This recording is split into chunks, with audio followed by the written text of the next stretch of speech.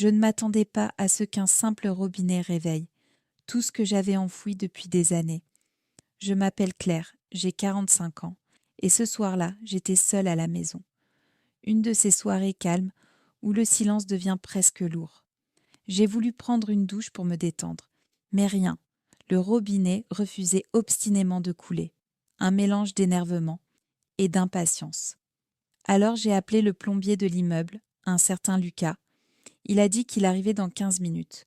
J'ai rangé un peu, refixé mon peignoir, et en croisant mon reflet, j'ai remarqué quelque chose. Sous mes airs calmes, il y avait une femme qui avait encore envie de plaire, de se sentir vivante. Je ne savais pas encore que dans quelques minutes, cette envie allait prendre feu. Quand j'ai ouvert la porte et que nos regards se sont croisés, j'ai su que cette soirée ne serait pas comme les autres. Son parfum est entré avant lui, et soudain j'ai eu chaud, très chaud. Lucas était grand, le regard franc, un sourire discret mais dangereux. Il s'est penché sur le robinet, ses mains puissantes, nous jouant avec les outils, concentré, sûr de lui. Moi, je le regardais, discrètement.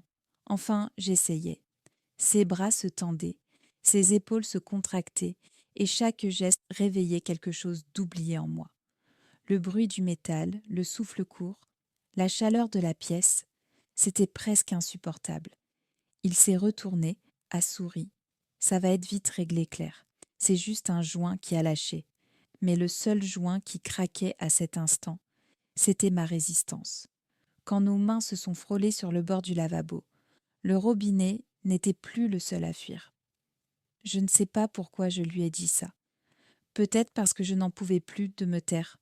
Vous resterez bien pour un café. Enfin, un verre, plutôt. Il a hésité, puis son sourire a suffi.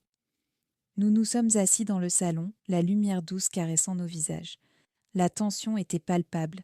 Ses yeux glissaient un sur moi. Lentement, je sentais mon cœur battre dans ma poitrine. Il a pris la tasse de mes mains, volontairement ou pas, ses doigts ont effleuré les miens. Une étincelle, réelle, claire. Je crois que je n'arrive pas à me concentrer sur le café. Je n'ai pas répondu, j'ai simplement levé les yeux vers lui. Et tout s'est arrêté. Quand il s'est penché pour m'embrasser, j'ai compris que le vrai danger, ce n'était pas la fuite d'eau. Le lendemain matin, le soleil n'était pas la seule chaleur que je ressentais sur ma peau. Je me suis réveillée seule, un sourire aux lèvres. La douche marchait parfaitement. Et pourtant, j'avais l'impression que c'était moi qu'on avait réparé. Je me suis surprise à rire en repensant à la veille, à ce mélange de désir et de douceur que je croyais oublier. Quelques heures plus tard, on a frappé à la porte. C'était lui, Lucas. Il a dit qu'il venait juste vérifier que tout fonctionnait encore. J'ai souri et j'ai dit « Tout fonctionne, à merveille ». Je ne sais pas si c'était une erreur ou le début de quelque chose, mais depuis ce soir-là, chaque fois que j'ouvre la douche, j'y repense. Si cette histoire t'a touché, même un peu, laisse un commentaire. Dis ce que tu ressens. Parfois, on a juste besoin d'être écouté. Abonne-toi pour plus de récits intimes, réels et puissants. Et clique sur le lien dans la description si toi aussi tu veux vivre une histoire que tu n'oublieras jamais. Ce n'est que le début. Avant que je continue, si tu es nouvelle ici, abonne-toi maintenant. Chaque histoire dévoile un choix, une faiblesse, une tentation. Et si tu veux savoir jusqu'où certaines vérités peuvent te mener, découvre ce que j'ai appris ici.